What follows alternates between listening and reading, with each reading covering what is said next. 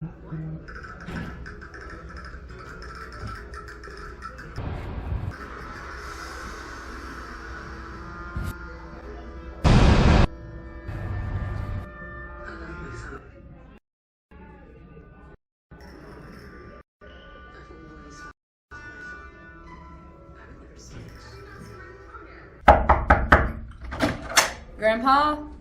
Grandpa, where are you? Technology. It looks like the last decade of mobile technology. Emma, look how much you've grown. And a triple wheel. What's that you got there? It's my grand spanking new phone. It folds. You know, back in my day, we didn't have cool gadgets like those. Here we go again. When I was a chap, about 15 or so, I worked in the coal mines. Every day was a struggle. It was hard to breathe, and when I emerged from that dark abyss, I was covered in black soot. One day, my boss gave me a letter. I opened it and knew what it was immediately. A draft letter. I was scared, but hopeful.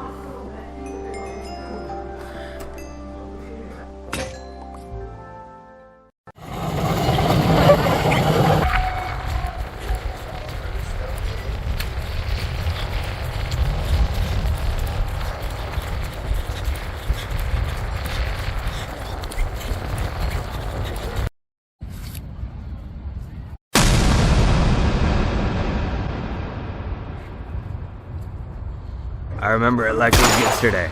The bombs from the landmines going off, the smell of gunpowder tainting the area, and the dreadful cries of the wounded.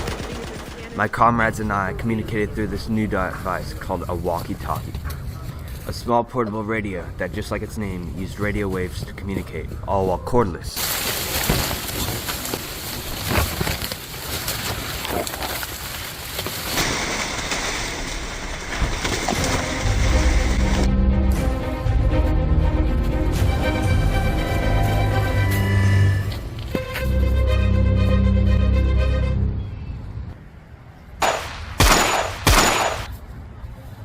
They aren't giving us a break.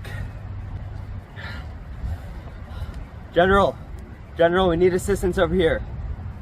General. Guess it's time to take things in my own hands.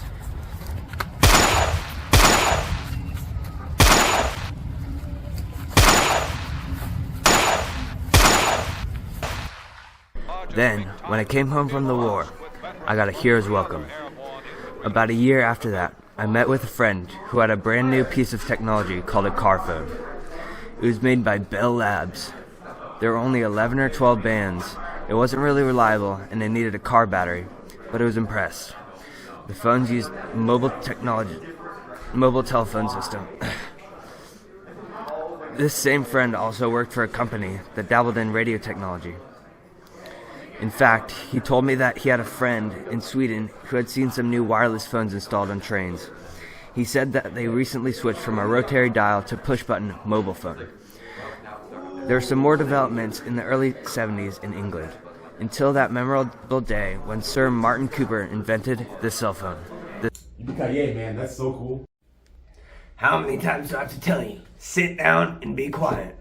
Also, where's Emma? Anyway, in the early 70s, AT&T was a powerhouse in the mobile car phone business, so Motorola quickly tried to invent a more improved variation of the car phone. A portable phone. The AMPS system the phone used was developed by Motorola and AT&T for mobile phones. Anyway, on that great, momentous, awe-inspiring day... Be quiet! Anyway... On April 3rd, 1972, the cell phone was shown off in a conference in New York. Joel Engel even called AT&T to tell them that he was calling from a portable phone. 10 years later, the phone was released to the public and I bought one. By then I was a successful stock trader and used the phone to communicate with my clients. The Motorola Dynatek retailed for nearly $4,000. Around this time, my friend in the mobile industry suddenly got sick and died. I was already into radios from my war days, and I decided to get into the hobby of mobile phones to remember him. The first phone I saw after his death was the Nokia Motorola Cityman 900. It looked like my old Motorola, but it was lighter and had a hand strap. In 1988, Samsung released a phone that was smaller, and it was the first phone to be manufactured in Korea, just under 40 years after the Korean War. Did you fight in that war? No. Thanks for the question, though. However, I was a fan of Motorola and was elated when they introduced the precursor to your flip phone, the Microtac flip phone. All of these phones ran on the 1G standard, but in 1992, one of the first 2G phones was released, the Nokia 1011. Later that year, the first text message was sent. Oh, I remember the fun I had sending text messages. What happened next? At least you're paying attention. As I was saying, in the 90s, phones were getting new features such as WAP Internet. The first smartphone was released in 1992. The phone was called the IBM Simon Personal Communicator. The touchscreen was resistive, which means it used a plastic screen. It was best used with a stylus, unlike Emma's phone, which is capacitive. The phone was released in 1994 and I bought it. It was my first non-Motorola phone, proving I was not a fanboy and could switch between ecosystems. I could finally send an email from my phone. Over in Japan, cell phones were more advanced than our WAP phones due to iMode, which was a proprietary internet system for phones. Back in the States, mobile technology strides were being made as well. I remember when new phone brands were becoming more prevalent. Smartphone OS such as BlackBerry OS and Palm OS became popular. I went from a BlackBerry in 2002 to my beloved Motorola Razr in 2004 to a very fun and cute-looking Palm Centro in 2007. As most people know, the iPhone was released, then Android was released, then there was a tech and patent war. Motorola changed hands multiple times, and I got the phone of my dreams, the Motorola E6. I've experienced many more developments with the phone. I remember that they added a screen to it. I never would have imagined. They got so much smaller over the years and are so much more convenient. Whew. I forgot how much a tech nerd I was.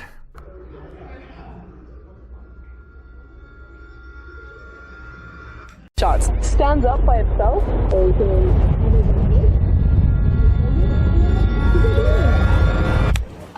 Introducing the next decade of mobile technology. It looks like the last decade of mobile technology, with an in-the-screen fingerprint scanner and a triple-wheel camera. Shots. Stands up by itself. Grandpa? Grandpa? Where are you? I would never. It makes them sick.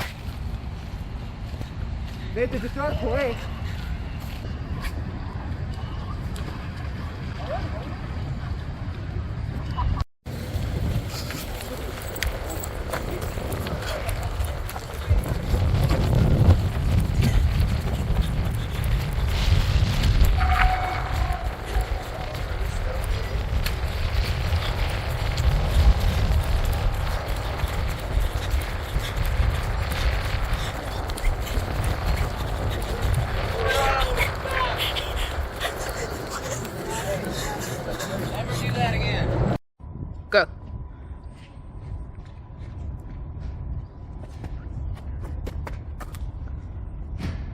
It's over. Diggy.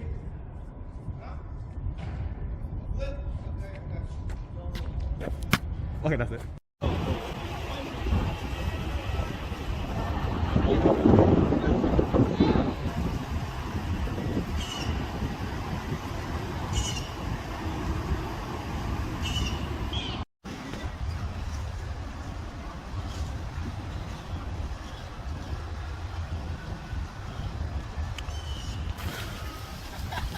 Was he recording it?